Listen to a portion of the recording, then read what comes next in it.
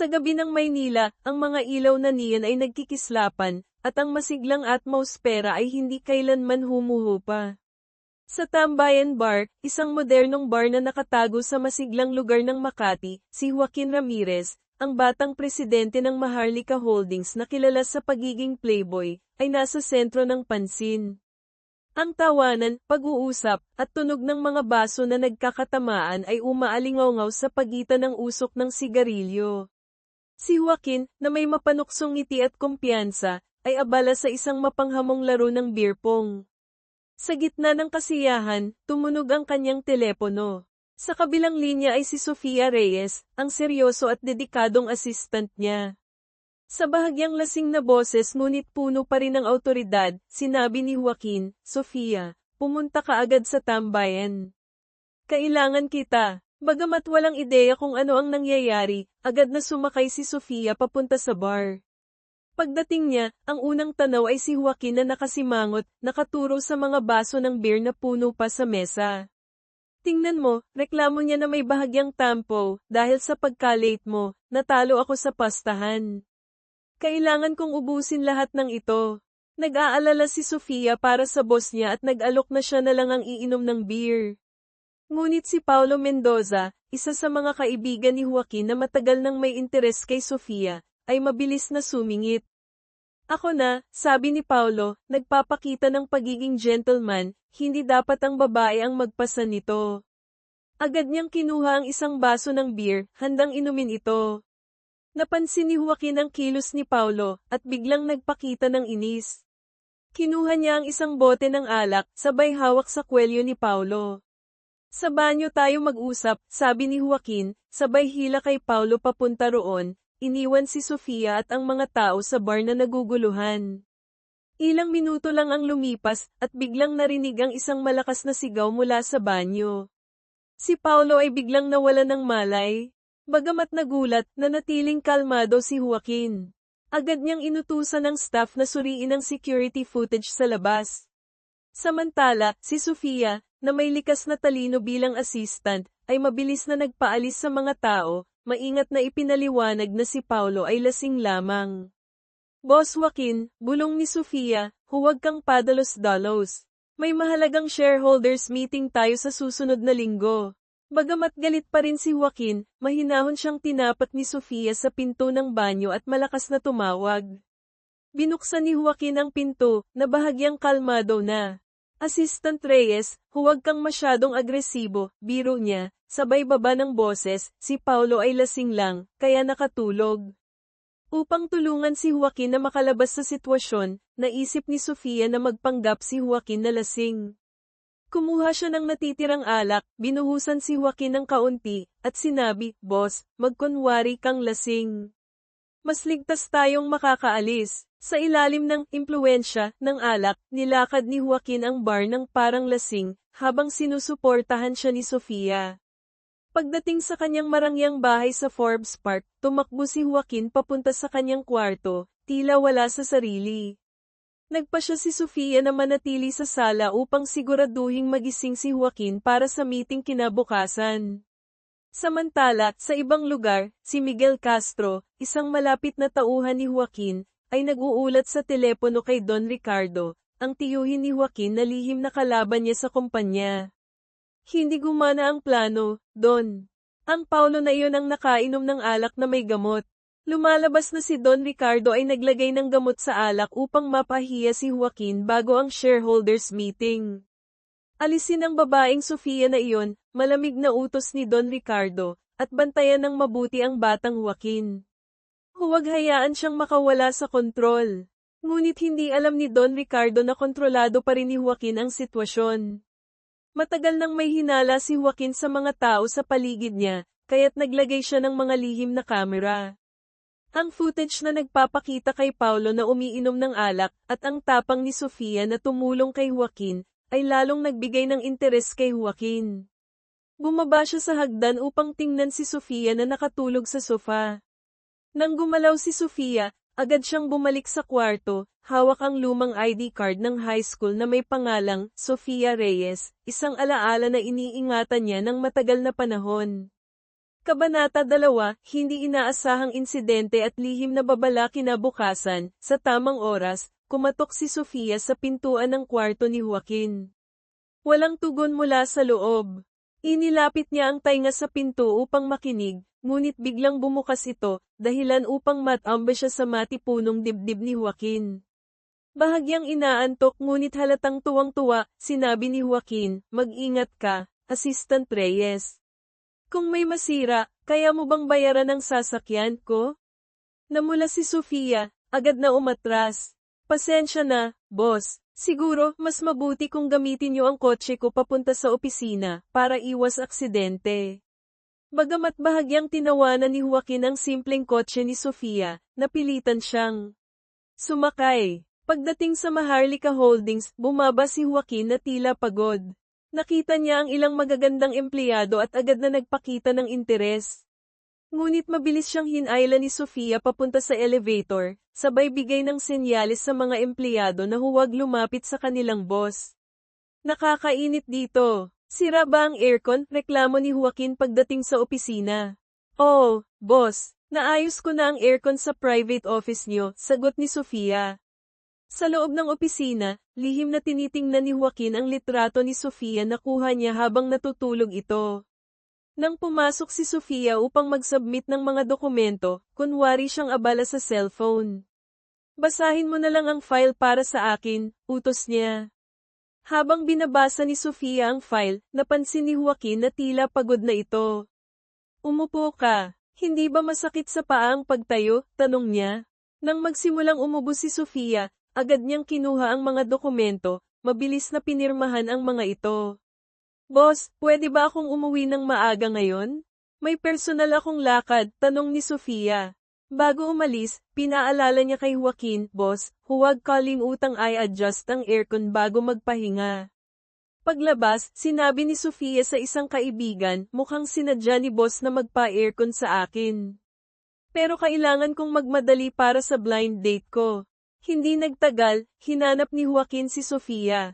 Nasaan si Assistant Reyes? Umalis na po siya, boss. Sabi niya may blind date siya.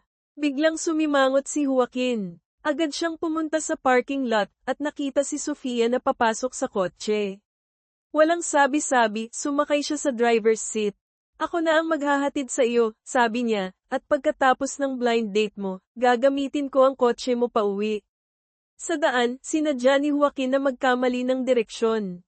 Kung ang blind date mo ay hindi makapaghintay, ibig sabihin wala siyang tunay na interes, sabi niya. Bigla, sumigaw si Sofia, Boss, mukhang may problema ang preno. Sinubukan ni Joaquin na preno, pero patuloy na tumatakbo ang kotse. Pinakalma niya si Sofia at tinuro nito ang isang bakanteng daan. Walang ibang paraan, kaya't iniwas ni Joaquin ang kotse papunta sa bakod. Sa lakas ng impact, niyakap ni Joaquin si Sofia upang protektahan ito. Sa kabutihang palad, minor injuries lang ang natamo nila. Tumawag si Joaquin kay Dr. Carlos Alvarez, ang family doctor niya, upang suriin sila. Nang makitang ligtas si Sofia, saka lamang siya nakahinga ng maluwag. Ito ay dahil sa nangyari sa Tambayan Bar, sabi ni Joaquin kay Carlos, sigurado akong si Don Ricardo ang may pakana nito. Hindi siya maglalakas loob na galawin ka bago ang shareholders meeting, paliwanag ni Carlos, kung may mangyari sa iyo, 54% ng shares ay mapupunta sa charity. Kaya't ang target niya ay si Assistant Reyes para magbigay ng babala. Si Joaquin ay napaisip, at sa puntong iyon, napagtanto niya na si Sofia ay nasa panganib hanggat mananatili ito sa kanyang paligid. Samantala, si Sofia ay malungkot na nagmasid sa kanyang bagong bili na telepono na basag na matapos ang aksidente. Wala siyang magawa kundi gamitin ang lumang telepono na bigay ng kanyang yumaong tiyuhin ilang taon na ang nakalilipas. Kinabukasan, nagulat si Sofia nang makatanggap ng email na nagsasabing siya ay tinanggal na sa trabaho. Agad siyang pumunta sa opisina, at walang pag-aalinlangan, dumiretso siya sa kwarto ni Joaquin. Bakit? Bakit mo ako tinanggal? Tanong niya, puno ng galit. Si Joaquin, na pilit nagpapakita ng malamig na ekspresyon, ay sumagot, Sofia, masyado ka ng pabigat. Halos ikinamatay ko pa sa aksidente. Bilang konsiderasyon sa 2 taon mong serbisyo, tanggapin mo ang severance pay na ito at umalis ka na. Ang puso ni Sofia ay tila naduraj. Akala niya si Joaquin, bagamat may pagkaligaw, ay may mabuting kalooban. Ngunit ngayon, napagtanto niyang mali ang kanyang akala. Sa galit at pagkadismaya, tinalikuran niya si Joaquin at lumakad palayo. Ngunit bago pa siya makalayo, bigla siyang nahilo at nawala ng malay. Si Joaquin, na unang inakalang nagkukunwari lamang si Sofia, ay natakot nang makita niyang totoong hinimete ito. Agad niyang binuhat si Sofia at dinala sa San Lazaro Hospital. Sa ospital, sinabi ni Dr. Carlos, huwag kang mag-alala, Joaquin. Si Sofia ay nagkaroon lamang ng low blood sugar dahil sa stress. Magiging maayos siya, ngunit si Joaquin ay hindi mapakali. Alam niyang si Don Ricardo ay hindi titigil hanggat hindi nito nalalayo si Sofia sa kanya. Carlos, tulungan mo ako, pakiusap ni Joaquin, panatilihin si Sofia dito sa ospital hanggang matapos ang shareholders meeting. Dito lang siya magiging ligtas. Nang magising si Sofia, sinabi ni Dr. Carlos, Miss Reyes, kailangan namin ng impormasyon ng iyong pamilya. May seryosong ekspresyon si Carlos, kaya't naramdaman ni Sofia na may masamang balita. Agad niyang kinuha ang papel na hawak ni Carlos. Nabasa niya ang mga salitang, stage 4 na pancreatic cancer, na ikinagulat niya. Miss Reyes, hindi ito para sa iyo. Agad na paliwanag ni Carlos, ito ay resulta ng ibang pasyente. Nagkamali lang ako ng hawak. Ngunit si Sofia ay naniniwala na siya ang may sakit. Ang kombinasyon ng pagkawala ng trabaho at ang maling akala tungkol sa kanyang kalagayan ay nagdulot ng matinding depresyon sa kanya. Biglang tumunog ang kanyang lumang telepono. Isang hindi pamilyar na boses ang narinig sa kabilang linya, Miss Reyes, ngayon ba ay ika-10 ng Marso, 2024? Naguguluhan, sinagot ni Sofia ang tanong. Ang boses ay nagpatuloy, Miss Reyes, pakinggan mo ito. Hindi ka may sakit, isa lamang itong pagkakamali. At higit sa lahat, huwag kang pumunta sa Marikit Lakeside Hotel sa Tagaytay para hanapin si Joaquin Ramirez sa ika-31 ng Disyembre, 2024. Bagamat kakaiba ang babaalang iyon, hindi ito pinansin ni Sofia. Sa puntong iyon, mas iniintindi niya kung paano siya makakahanap ng pera para sa kanyang pagpapagamot. Kabanata 3, ang palpak na drama at ang pagbubunyag ng katotohanan habang si Sofia ay patuloy na nakikipaglaban sa sunod-sunod na pagsubok, si Joaquin naman ay nagpatuloy sa kanyang pagpapanggap bilang isang spoiled na playboy. Isang araw, nagpunta siya upang makipagkita kay Don Ricardo. Uncle Ricardo, reklamo ni Joaquin, gusto kong bumili ng pinakabagong supercar, pero ang mga accountant mo ay palaging nagbibigay ng problema. Ayaw nila aprobahan ang budget. Tumawa si Don Ricardo, sabay tapik sa balikat ni Joaquin, relax lang, bukas ipapadala ko ang kotse sa bahay mo. Ang kumpanya ay magiging iyo rin naman, dahil iniwan ito ng ama mo para sa iyo. Ang pera mo ay pera mo, hindi ba? Hintayin mo lang matapos ang shareholders meeting, at ikaw na ang opisyal na mamamahala sa Maharlika Holdings. Sino pa ang maglalakas loob na pigilan ka sa paggastos? Pero hindi ko alam kung makakapaghintay ako hanggang sa araw na iyon, buntong hininga ni Joaquin, tila nagdadrama. Noong nakaraan, muntik na akong mamatay dahil sa pagmamaneho ng assistant ko. Kaya galit na galit ako, tinanggal ko siya sa trabaho. Para matuto siya. Napatigil si Don Ricardo, sinuri ang kilos ni Joaquin. Iniisip niya kung ang pamangkin ba niya ay talagang tanga o nagkukunwari lamang. Ang kanyang tauhan ay bamulong, Don, si Miguel Castro ay nasa tabi niya ng 11 taon, pero wala pa ring nakikitang kakaiba. Mukhang wala talagang laman ang utak ng batang ito. Bagamat may pagdududa si Don Ricardo, lalo siyang naging alerto nang malaman niyang binigyan ni Joaquin si Sofia ng malaking halaga bilang severance pay. Patuloy sa kanyang pagpapanggap, si Joaquin ay nagpakasaya sa mga party at tila walang iniintinding problema. Sa isang marangyang pool party, biglang dumating si Sofia, puno ng galit. Ibalik mo ang pera ko, sigaw ni Sofia, ang mukha niya ay puno ng hinanakit. Ngumisi si Joaquin, sabay sabi, oh, tingnan mo kung sino ang nagpunta rito para magreklamo. Tumawag siya kay Miguel Castro, palayasin mo siya. Joaquin, pakiusap pagmamakaawa ni Sofia, habang tumutulo ang kanyang mga luha. Hindi siya pinansin ni Joaquin, tumalon siya sa pool at nagpatuloy sa pakikipaghalakhakan sa mga bisita. Sa gitna ng eksena, lumapit si Paulo Mendoza, na ngayon ay gumaling na, at inalok si Sofia ng trabaho bilang kanyang bagong assistant. Nakita ito ni Joaquin, kaya't lumapit siya sa gilid ng pool at tinawag si Sofia, halika rito. Nang makalapit si Sofia, bumulong si Joaquin sa kanya, ngunit bigla niyang itinulak ang ulo ni Sofia sa tubig. Ugot-saksak si Sofia, ngunit ang kanyang mga mata ay puno ng galit. May pancreatic cancer ako. Kailangan ko ng pera para sa pagpapagamot, sigaw niya, halos mawala ng pag-asa. Natigilan si Joaquin sa sinabi ni Sofia, ngunit agad niyang ibinalik ang kanyang malamig na ekspresyon. Hindi ko pinaniniwalaan yan. Ubusin mo ang bote ng alak na ito, at bibigyan kita ng pera. Bagamat nanginginig, kinuha ni Sofia ang bote ng alak at ininom ito nang walang pag-aalinlangan. Habang ginagawa niya ito, biglang bumalik sa alaala ni Joaquin ang isang mahalagang tagpo mula sa nakaraan. Noong araw ng pagkuha niya ng assistant, agad niyang nakilala si Sofia, ang batang kapitbahay na minsang pumatok sa kanyang pintuan noong siya ay nasa pinakamadilim na panahon ng kanyang buhay. Pangako mo sa akin, Joaquin, huwag kang susuko. Sa susunod na linggo, sabay tayong manood ng meteor shower, ha? Ang inosenteng boses at determinadong tingin ni Nena, palayaw ni Sofia noong bata pa siya, ang nagligtas sa kanya mula sa kawalan ng pag-asa. Sa totoo lang, si Joaquin ay matagal nang naghihintay na muling makita si Sofia, kaya't sinadya niyang piliin siya bilang assistant. Matapos ubusin ni Sofia ang alak, tumayo siya nang nanghihina, at iniabot ang kamay niya kay Joaquin. Nasaan ang pera? Tanong niya. Wala akong pera, malamig na sagot ni Joaquin. Shot, isang malakas na sampal ang damapo sa mukha ni Joaquin, iniwan ang pulang marka. Ang pagiging assistant mo ang pinakamalaking pagkakamali ng buhay ko, sigaw ni Sofia, ang boses niya ay puno ng galit at hinanakit. Ginamit mo ang mga credentials ko para lang i-translate ang manga na ginagamit mo sa panliligaw. Akala ko, medyo pabaya ka lang, pero hindi ka masamang tao. Pero mali ako. Kung maibabalik ko ang oras, sana hindi kita nakilala. Umalis si Sofia, ang maliit na figure niya ay puno ng dignidad habang unti-unting naglalaho sa paningin ni Joaquin.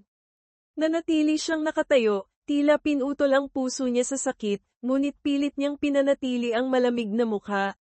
Nagpaalam siya sa party, gamit ang dahilan na susubukan ang kanyang bagong kotse. Agad na iniulat ni Miguel Castro ang insidente kay Don Ricardo. Bantayan mo siya, utos ni Don Ricardo, tingnan mo kung palihim siyang bumibisita kay Sofia.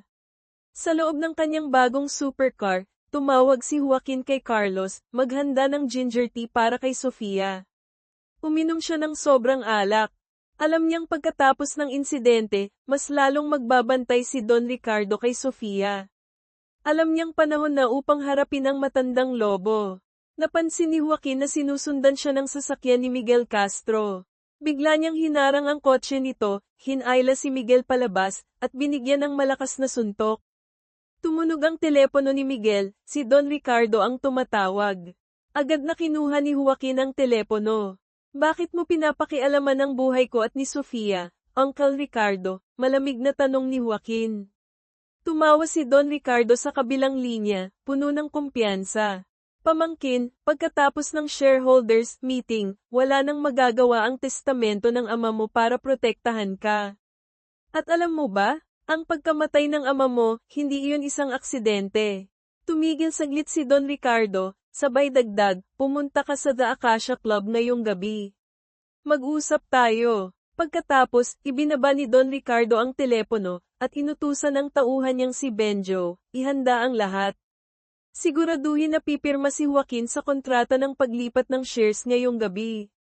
Samantala, tumunog muli ang lumang telepono ni Sofia. Ang parehong misteryosong boses ang narinig, Miss Reyes, inuulit ko, hindi ka may sakit. Para patunayan ko, isulat mo ang numerong ito at bumili ng tiket sa loto ngayong gabi, Jess ng numero. At tandaan, huwag kang pumunta sa The Acacia Club ngayong gabi. Mapapahamak si Joaquin. Biglang natapos ang tawag dahil naubusan ng baterya ang telepono.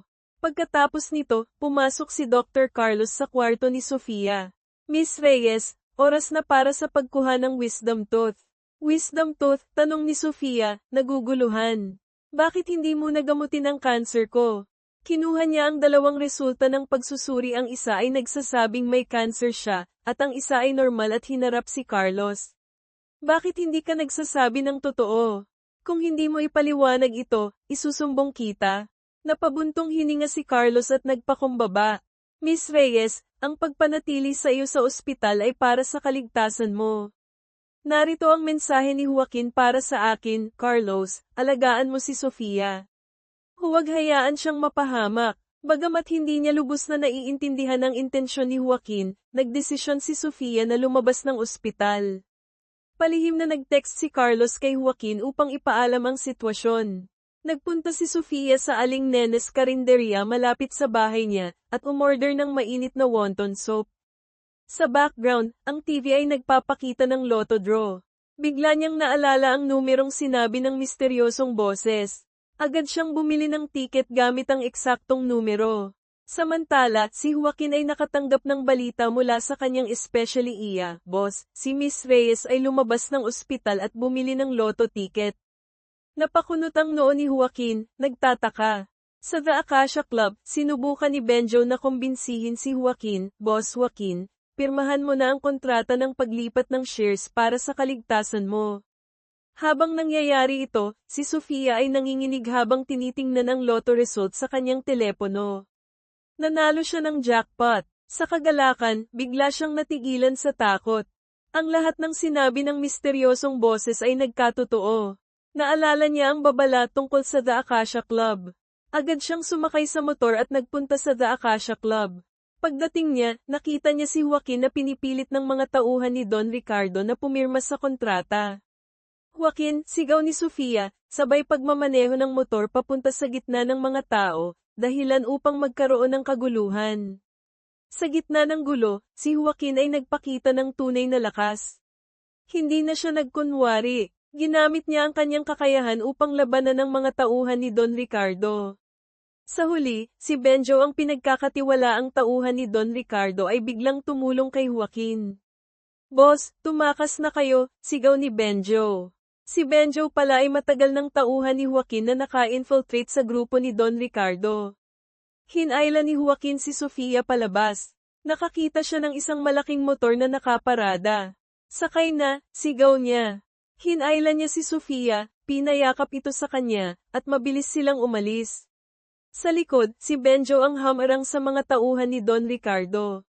Sa daan, tumawag si Carlos kay Joaquin, nasa ligtas na lugar na si Andrea Lim, boss. Sinunod ko, ang plano mo. Kabanata 4 ang katotohanan, pag-amin, at ang huling pagsusugal ng makarating na sila sa ligtas na lugar, tinitigan ni Sofia si Joaquin, puno ng pagdududa. Ano ba talaga ang tunay mong pagkatao, Joaquin Ramirez? Huminga ng malalim si Joaquin, bakas ang pagod sa kanyang gwapong mukha.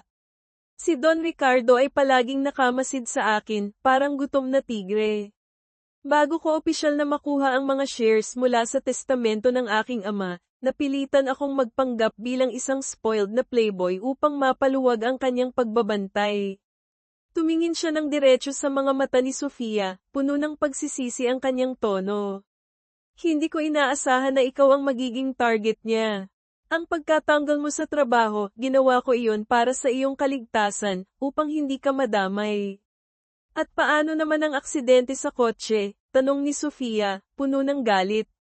Noong oras na yun, malinaw na kaya mong umiwas, pero bakit mo sinadyang sumalpok sa bakod? Instinct yun, pag-amin ni Joaquin, sa sandaling iyon, ang iniisip ko lang ay kung paano kita mailigtas sa anumang paraan. Niloko mo ako para malansi si Don Ricardo, hinala ni Sofia, naalala ang mga eksena sa mga drama na madalas niyang panoorin. Hindi, mabilis na pagtanggi ni Joaquin, ngunit hindi siya pinansin ni Sofia. Kung ganoon, bakit ka pa pumunta sa pulong ngayong gabi, kahit alam mong may balak si Don Ricardo? Tanong pa ni Sofia, hindi pa rin kumbinsido. Tahimik si Joaquin ng ilang saglit bago tumingin ng diretso sa kanyang mga mata. Sa wakas, nagsalita siya, puno ng sinseridad, kung hindi ako pumunta, natatakot akong may masamang mangyari sa pinakamahalagang tao sa buhay ko. Wow, hindi ko akalain na si Dr. Carlos pala ang pinakamahalaga sa'yo, pabirong sabi ni Sofia, hindi may tatago ang sarcasm. Tumawa si Joaquin, ngunit agad naging seryoso ang kanyang ekspresyon. Sofia, lahat ng ginagawa ko ay para sa iyo. Mahal kita. Gusto kita. Napatigil si Sofia, tila nagulat, ngunit agad siyang tumawa ng mapait. Napakaluma na ng style mo, boss. Hindi mo na ako maloloko. Inilabas niya ang punit na loto ticket mula sa kanyang bulsa. Pero alam mo ba, dahil sa pagsagip sa'yo, nawala ang jackpot ko. Tinitigan ni Joaquin ang punit na tiket at biglang bumalik sa kanyang alaala ang boses ni Nena, ang batang kapitbahay noong bata pa siya, na nagdala ng mainit na mangkok ng noodles at nagbigay ng pag-asa sa kanya sa panahon ng kawalan. Naalala niya kung paano siya hinayla ng batang iyon mula sa kadiliman ng depresyon. Babawi ako sa'yo, mariing sabi ni Joaquin. Nilabas niya ang laman ng kanyang wallet at bag, at iniabot kay Sofia ang isang bungkus ng pera. Sa ngayon, ito lang ang meron ako. Pagkatapos ng shareholders meeting bukas, pangako, babayaran kita ng higit pa.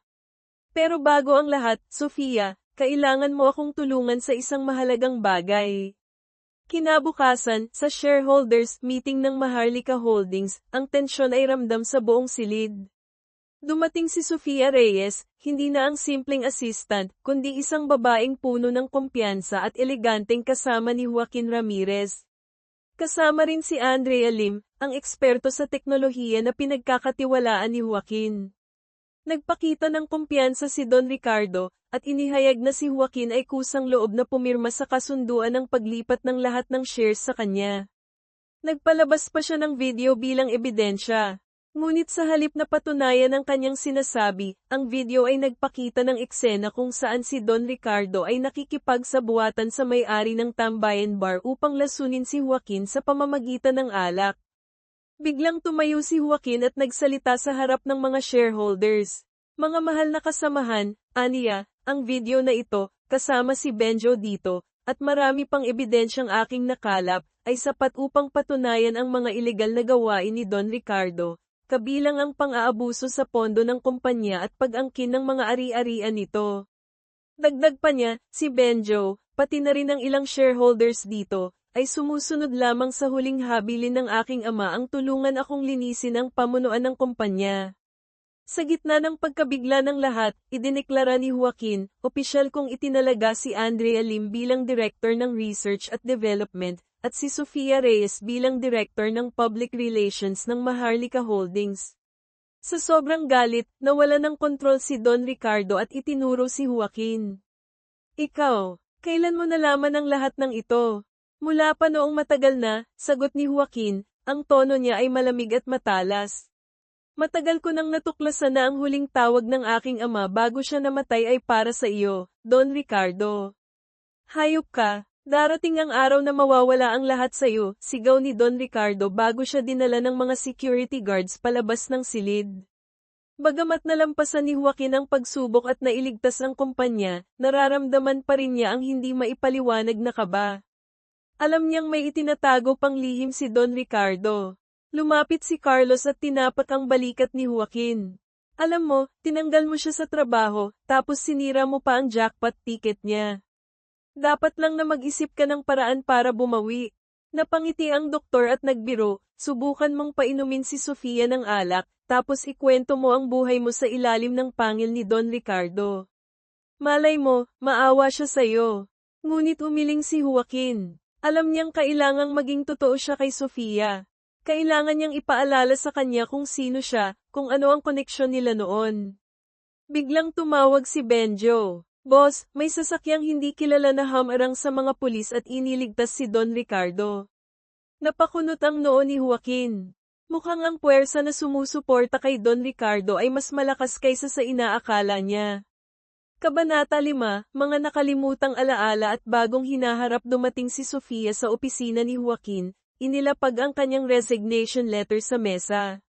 Director ng Public Relations, ikaw ang nagdedesisyon sa lahat, mula sa pagtanggal sa trabaho hanggang sa pag-a-appoint, nang hindi man lang kinukonsulta ang opinyon ko? Nagpakita ng pag-aalala si Joaquin. Sofia, patawarin mo ako kung nasaktan kita. Nakita ni Sofia ang sinseridad sa mga mata ni Joaquin, kaya't medyo lamambat ang kanyang puso. Sige, pansamantala kitang pinapatawad. Mag-ingat ka, babala ni Joaquin, nakatakas na si Don Ricardo. Sa daan pa uwi, dumaan si Sofia sa Aling Nene's karinderya. Masayang ibinalita ni Aling Nena na nanganak na ang kanyang manugang. Biglang tumunog ang lumang telepono ni Sofia. Muli, narinig niya ang misteryosong boses. Sa pagkakataong ito, ang boses ay nagbigay daan kay Aling Nena na makipag-usap sa kanya mula sa kabilang linya. Sofia, apo, bumisita ka naman sa pamangkin mo, 1 taong gulang na siya, masayang sabi ni Aling Nena. Napahinto si Sofia, tila nanigas. Ang misteryosong boses, iyon pala ay si Joaquin Ramirez mula sa hinaharap, taong 2025. Ang lumang telepono na ito, sa hindi maipaliwanag na paraan, ay nakakonekta sa 2 magkaibang timeline. Hindi ko pwedeng sabihin ang lahat, mabilis na sabi ni Joaquin ng 2025. Araw-araw, 1 beses lang ako pwedeng tumawag, eksaktong 12:00 ng tanghali. Sofia, huwag kang aalis sa Maharlika Holdings. Doon ka ligtas. Biglang naputol ang tawag. Nagdesisyon si Sofia na ipagpatuloy ang kanyang trabaho sa Maharlika Holdings. Sinimulan niyang baguhin ang imahe ni Joaquin, tinulungan siyang pumili ng mga damit na mas propesyonal at angkop para sa mga panayam. Anong gusto mo pang baguhin sa akin? Tanong ni Joaquin, habang malumanay siyang nakatingin kay Sofia. Kailangan mas malapit ang imahe mo sa publiko, sagot ni Sofia. Simulan natin sa estilo ng pananamit. Naging headline sa mga pahayagan ang balita tungkol sa opisyal na pag-upo ni Joaquin Ramirez bilang presidente ng Maharlika Holdings. Ang kanyang bagong imahe mas maayos, propesyonal, at puno ng potensyal ay naging usap-usapan. Ipinahayag ni Joaquin ang kanyang plano na mag-focus sa pananaliksik at pag-develop ng quantum communication technology, isang ambisyosong larangan na naglalayong lampasan ang limitasyon ng oras at espasyo. Upang mas maipakita ang kanyang pagiging pangkaraniwan, dinala ni Joaquin si Sofia sa isang lugar kung saan sila nagmasid ng mga halaman at isda. Itinuro niya ang isang puting loro sa loob ng hawla. Tingnan mo ang ibon na ito. May naaalala ka ba? Natawa si Sofia. Parang katulad ng makita na kaluluwa ng boss ko.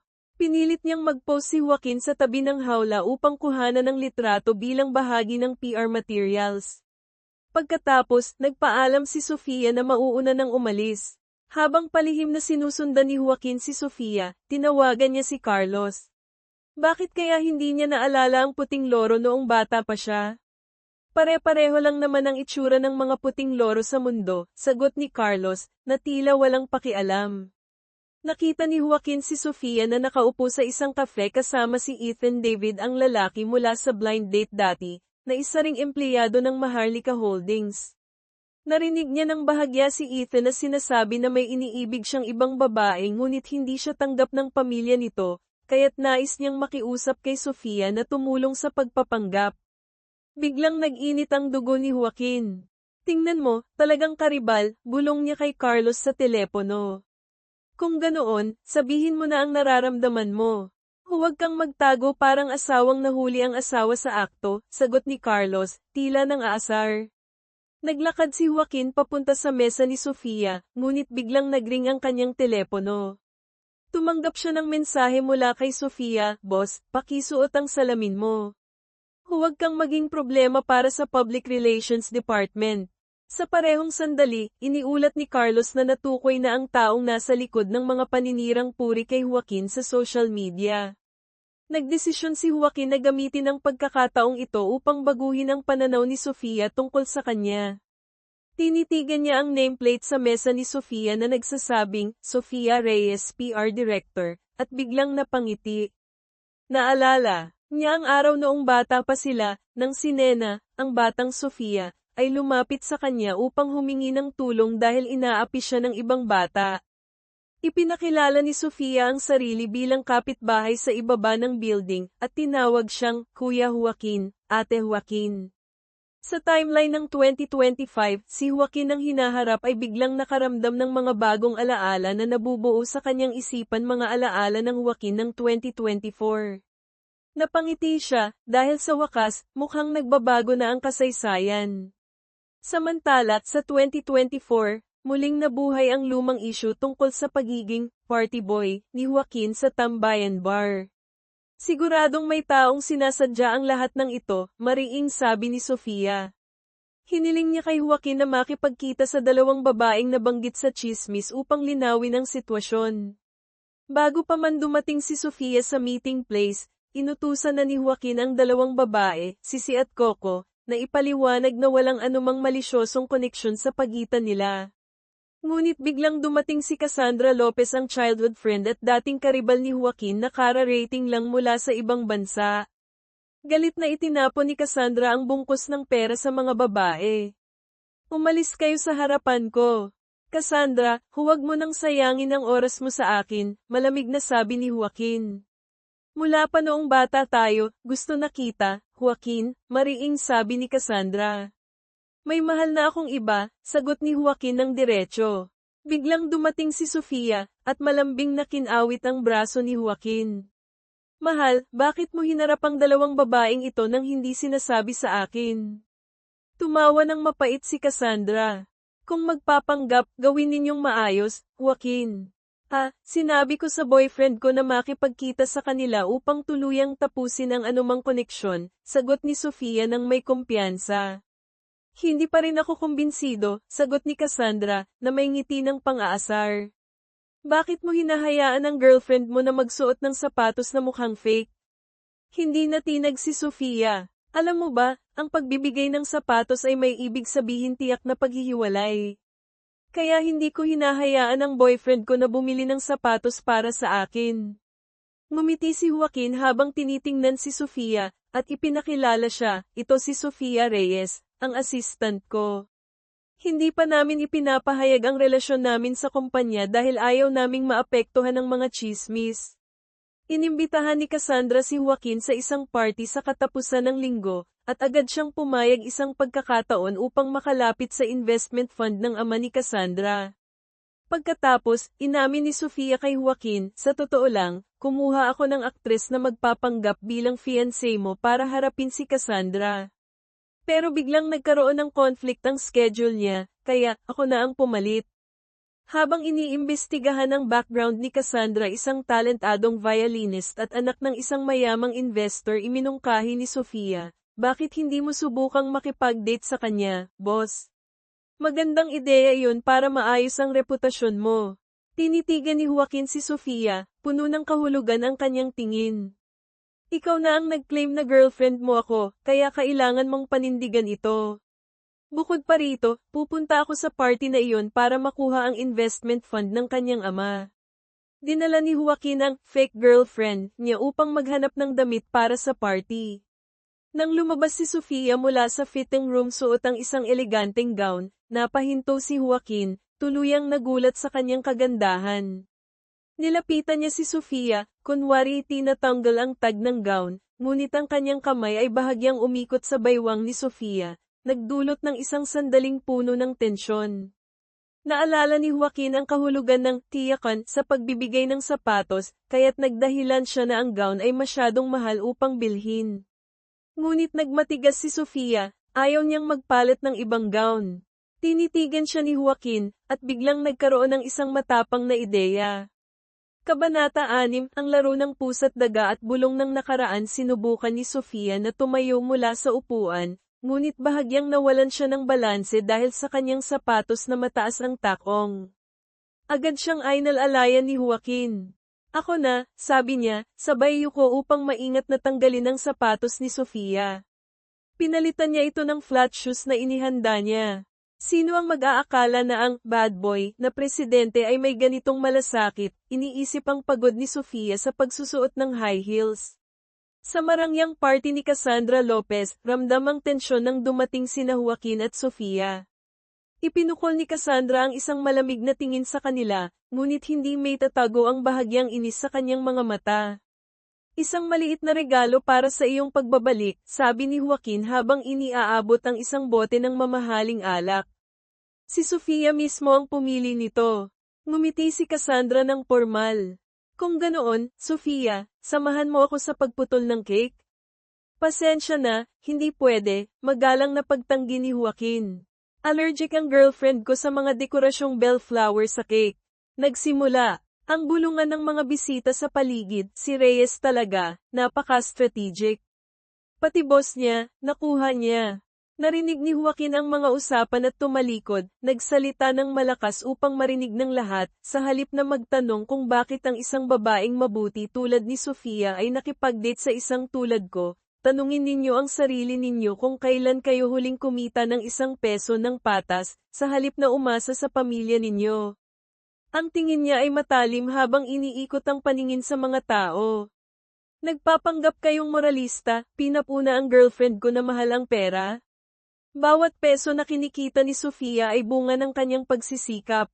Sa totoo lang, sana mas maging interesado siya sa pera ko, para may dahilan akong umasa sa kanya. Sa relasyon na ito, ako ang kailangang magporsige upang maabot si Sofia Reyes. Hinailan niya si Sofia palapit, inilagay ang kamay sa baywang nito.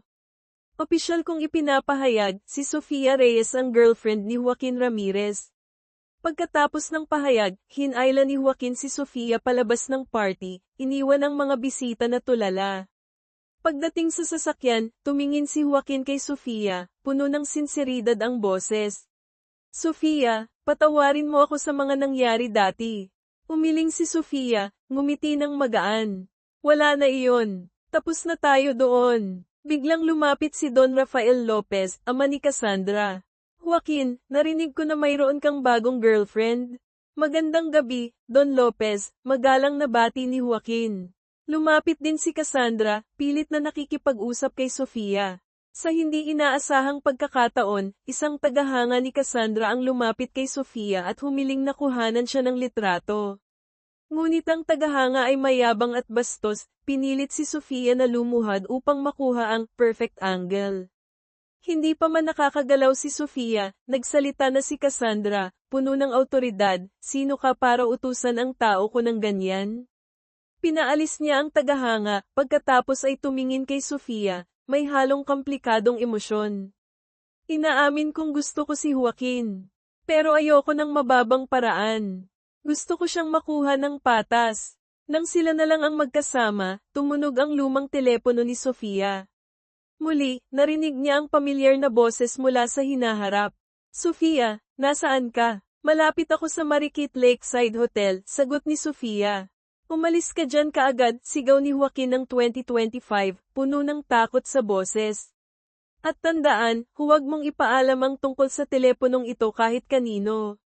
Biglang naputol ang tawag. Sa kabilang banda, si Joaquin ay nakikipag-usap kay Don Rafael. Pasensya na po kung hindi ako nakadalaw nitong mga nakaraang buwan. May mga taong sinusubaybayan ako. Tumango si Don Rafael, ang matalik na kaibigan ng ama ni Joaquin. Alam kong gusto mong ipagpatuloy ang pananaliksik sa quantum communication para tuparin ang pangarap ng ama mo. Sabihin mo lang kung may kailangan ka. Habang naghihintay sa sasakyan, napansin ni Sofia si Don Ricardo na palihim na pumapasok sa lugar ng party. Agad niyang naramdaman ang panganib at tinawagan si Joaquin, ngunit hindi ito sumagot. Nagdesisyon si Sofia na hanapin siya. Sa hindi inaasahang pagkakataon, nakasalubong niya si Don Ricardo malapit sa swimming pool na tahimik. Nakita siya ni Don Ricardo, at agad nagpakita ng malupit na intensyon. Walang sabi-sabi, hinablot siya ni Don Ricardo, itinulak sa tubig, at kinuha ang kanyang bag bago tumakas. Sa timeline ng 2025, si Joaquin ang hinaharap ay gumagamit ng isang espesyal na kagamitan upang makita ang mga nangyari sa nakaraan. Nakita niya ang sarili niya, Joaquin ng 2024, na tumalon sa swimming pool upang iligtas si Sofia. Nagbago na ang kasaysayan, sigaw niya, puno ng tuwa. Ngunit biglang dumating ang masamang balita mula kina Carlos at Andrea. Sofia, 1 taon na siyang patay, Joaquin. Naaksidente siya sa bahay noong Marso taong 2024. Nanlumo si Joaquin. 2 oras na lang ang natitira bago ang eksaktong oras ng trahedya ni Sofia ayon sa lumang timeline. Kailangan niyang gumawa ng paraan. Balik sa 2024, dinala ni Joaquin si Sofia sa San Lazaro Hospital. Sa kabutihang palad, bahagya lang siyang nalunod at nakaranas ng matinding takot. Dumating si Andrea upang bisitahin siya, dala ang video mula sa CCTV malapit sa swimming pool, na hindi napansin ni Don Ricardo, na nagpapakita kung paano iniligtas ni Joaquin si Sofia. Ang lahat ng pangunahing kamera sa paligid ng pool ay sinira ng sinadya, sabi ni Andrea. Si Don Ricardo ang may kagagawan, mariing sabi ni Sofia. Kinuha niya ang bag ko. Nandoon ang lumang telepono na napakahalaga. Hiniling niya kay Andrea, pwede mo bang kunin ang telepono sa sasakyan ni Joaquin? Kailangan kong tumawag sa isang tao. Habang nasa parking lot, ginamit ni Andrea ang kanyang talino sa teknolohiya upang makuha ang telepono. Nakita niya ang lumang telepono at, dala ng curiosity, sinagot ang tawag. Pagkatapos ng ilang segundo, nag-iba ang ekspresyon ni Andrea. Sa bahay ni Sofia, dinala siya ni Joaquin upang magpahinga. Bakit ka bumalik sa hotel ng mag-isa? Tanong ni Joaquin, halatang nag-aalala. Natakot ako na baka ikaw ang mapahamak, mahina niyang sagot. Biglang tumawag si Andrea gamit ang telepono ni Carlos. Joaquin, ang tumawag sa lumang telepono ni Sofia, sinabi niya na kailangang sabihin mo sa kanya, huwag umuwi ngayong gabi. Nagulat si Joaquin, tumingin sa paligid ng apartment ni Sofia. Napansin niya ang isang anino sa labas ng bintana. Agad siyang pumasok, ngunit nakatakas na ang hindi kilalang tao, iniwan ang kwarto na magulo. Sa takot para sa kaligtasan ni Sofia, dinala niya ito sa kanyang bahay sa Forbes Park upang pansamantalang tumira. Andrea ibinalik ang sasakyan kay Joaquin at inabot ang lumang telepono kay Sofia. Kaibigan mo, anong sinabi niya? Tanong ni Sofia na may halong pagkamausisa kay Andrea.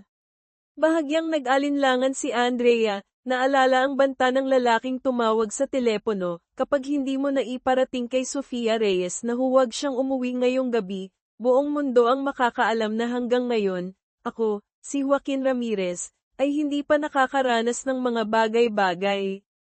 Napilitan si Andrea na magsinungaling, tinanong lang niya kung kumusta ka. Pagkapasok ni Sofia sa bahay, tumingin si Joaquin kay Andrea at sinabi, umuwi ka na. Ako na ang bahala sa kanya. Sa loob ng bahay, nagtanong si Sofia nang may pag-aalinlangan, mayroon ka bang pangtanggal ng makeup? Ang bahay ko ay walang gamit pambabae, sagot ni Joaquin nang may katiyakan. Sisi at Coco ay mga aktres lang na kinuha ko para sa palabas. Pagkatapos mahuli si Don Ricardo, tapos na ang kontrata nila. Sa wakas, naipaliwanag niya ang lahat kay Sofia. Habang si Sofia ay nasa banyo, tumawag si Joaquin kay Carlos. Nako, pare, pahiramin mo naman ako ng tips para sa stage ng pagsasama ng crush. Grabe ka naman. Ang mga kaibigan mo na stranded sa kalsada, hindi mo man lang tinulungan, pero ang love life mo, todo effort, reklamo ni Carlos, ngunit nagbigay pa rin ng payo, kailangan mong lumapit, gumawa ng skinship, nang hindi inaasahan, para kiligin siya. Agad na sinubukan ni Joaquin ang payo ni Carlos. Habang naghahanda si Sofia ng hapunan, lumapit si Joaquin, kunwari ay kukuha ng gamit, ngunit sinadyang malaglag ang basket ng itlog. Nang yumuko si Sofia upang pulutin ang mga ito, pinigilan siya ni Joaquin. Ako na. Napansin niya ang maliit na sugat sa kamay ni Sofia dahil sa piraso ng shell ng itlog. Maingat niyang hinawakan ang kamay ni Sofia at hinaypan ang sugat. Nagulat si Sofia, agad binawi ang kamay, namumula ang mukha, at sumimangot, ikaw na ang maglinis ng kalat mo. Sa hapunan na inihanda ni Joaquin nang may pagkamadali, nagtanong si Sofia, pwede bang magpalitan tayo sa pagluluto? Hindi pinapayagan ng pamilya ko ang mga babae na magluto, sagot ni Joaquin, ngunit idinagdag, ito ang unang beses na nagluto ako sa bahay. Natawa si Sofia. Bakit kailangan mong i-emphasize ang unang beses? Pati na rin ang pagiging unang babae na natulog sa bahay mo. Ngumiti si Joaquin, ang tingin ay malayo. Naalala mo ba noong bata ka, tumatakas ka sa mga naniningil ng utang ng tatay mo at pumupunta sa bahay namin? Sa totoo lang, hindi ikaw ang unang babae. Ikaw lang ang nag-iisang babae, Nena. Napahinto si Sofia. Nena, siya. Salamat, Kuya Joaquin, bulong ni Sofia. Dahil palagi mo akong pinoprotektahan. Habang naliligo si Joaquin, tila nagmumuni-muni siya sa mga sinabi ni Carlos. Grabe si Carlos, puro kalokohan. Andrea ay nagpadala kay Joaquin ng video na nagpapakita ng eksena kung paano itinulak ni Don Ricardo si Sofia sa swimming pool. Na-trace ko na ang schedule ni Don Ricardo. May meeting siya sa hotel noong gabing iyon, pero ang taong dapat niyang makaharap ay hindi dumating, sabi ni Andrea. Sa timeline ng 2025, si Joaquin sa hinaharap ay iniimbestigahan ng pulis dahil sa suspetsya na may kinalaman siya sa pagkamatay ni Sofia 1 taon na ang nakalipas. Napagtanto niya na ang interbensyon ng lumang telepono ay nagdulot ng mga unpredictable na pagbabago, na nagresulta sa mas magulong hinaharap. Balik sa 2024, kinabukasan, naghihintay si Joaquin kay Sofia upang sabay silang pumasok sa trabaho. Pwede mo ba akong ihatid sa Marikit Lakeside Hotel? Tanong ni Sofia. Kitang-kita ang pag-aalala sa mukha ni Joaquin, kaya idinagdag ni Sofia, okay lang ako. Hindi naman ako mahina para matroma dahil lang sa nalunod ako. Gusto kong matutong lumangoy bilang self-defense. Nang ibalita ni Sofia na mayroon siyang swimming instructor, ngumiti si Joaquin nang may pagmamayabang, hindi na kailangan. Tawagin mo na lang akong Coach Joaquin. Ang swimming lesson ay naging parang date. Maingat na tinuruan ni Joaquin si Sofia sa bawat galaw. Ang romantikong tanawin ng swimming pool sa ilalim ng liwanag ng hapon sa Tagaytay ay humikayat sa isang photographer ng hotel na mag-alok na kuhanan sila ng couple photos. Nagpapanggap tayo para kay Cassandra, kaya dapat galingan natin, bulong ni Joaquin kay Sofia, na kumbinsido siyang pumayag. Kumuha pa si Joaquin ng props mula sa photographer. Biglang dumating si Cassandra. Agad na nagkunwari sina Joaquin at Sofia na masayang nagpapakuha ng larawan. Hindi ko kayo pinapansin, malamig na sabi ni Cassandra, dahil ang huli at tunay na may-ari ni Joaquin ay ako. Dahil dito, si Joaquin ay nagkaroon ng fucky wedding photos, kasama ang kanyang assistant na si Sofia. Sa lobby ng hotel, nagkasalubong sila ni Ethan David, B.Edem. Agad na hinawakan ni Joaquin ang balikat ni Sofia, nagpapakita ng pagiging sweet. Oh, Ethan, napaka-coincidental. Nandito kami ng girlfriend ko para mag-relax. Dahil sa sitwasyon, napilitan silang manatili sa hotel ng isa pang gabi. Sa kwarto ng hotel, ipinakita ni Joaquin ang sofa na may nakalatag na kumot at unan. Dito ako matutulog. Biglang pumatok si Cassandra, nagdala ng midnight snack upang magmanman. Napansin niya ang sofa at ngumiti ng mapanukso. Agad na nag-improvise si Joaquin, kasi nanood ako ng pelikulang Spring Night is Hard to Come, kaya medyo na-absorb ko ang vibe. Hinawakan niya ang kamay ni Cassandra at dinala ito palabas. Huwag mo na kaming istorbohin. Pagbalik sa kwarto, nakasuot lamang si Joaquin ng bathrobe. Namula si Sofia at sumigaw, ikaw ba, ganito lang ang suot mo tapos haharap ka kay Cassandra? Tumawa si Joaquin, lumapit kay Sofia, at binuhat ang kumot sa sofa, itinapon ito sa kama. Siyempre, kailangan kong takpan ang mata niya. Tulad ng inaasahan, si Cassandra ay paulit-ulit na nagdadala ng cake, bulaklak, at pagkain upang magmanman. Hindi na matiis ni Sofia ang abala, kaya naisip niya ang isang plano. Kumuha siya ng kahon ng kondom na inihanda niya, pang-emerhensya, at idinikit ito kay Joaquin. Tumawag siya sa reception, pakidala po ng dagdag na kondom sa room 307. Pagdating ng staff, binuksan ni Sofia ang pinto at sinadya niyang magsalita ng malakas, mahal, bakit ang dami mong inorder? Pagkatapos ay isinara ang pinto ng malakas. Napatingin si Joaquin kay Sofia, tumawa, at mahinang hinaplos ang buhok nito. Assistant Reyes, ikaw ang tunay na master.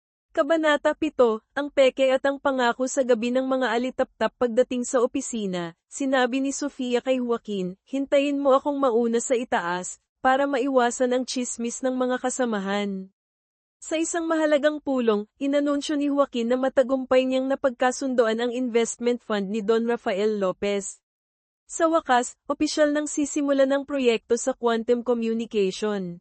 Eksaktong 12:00 ng tanghali, pumunta si Sofia sa isang tahimik na sulok ng pasilyo, naghihintay ng tawag mula sa hinaharap. Ngunit nanatiling tahimik ang telepono.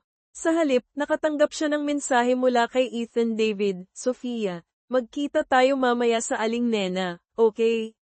Habang walang tawag mula sa taong misteryoso, biglang naalala ni Sofia ang insidente sa hotel. Naamoy niya ang banayad na halimuyak ng bellflower sa katawan ni Don Ricardo habang inaatake siya nito. Ang parehong halimuyak na iyon ay naramdaman niya rin sa kanyang apartment na nilinis matapos itong halughugin. Posible kayang hinahanap ni Don Ricardo ang teleponong ito na may kakayahang maglakbay sa oras?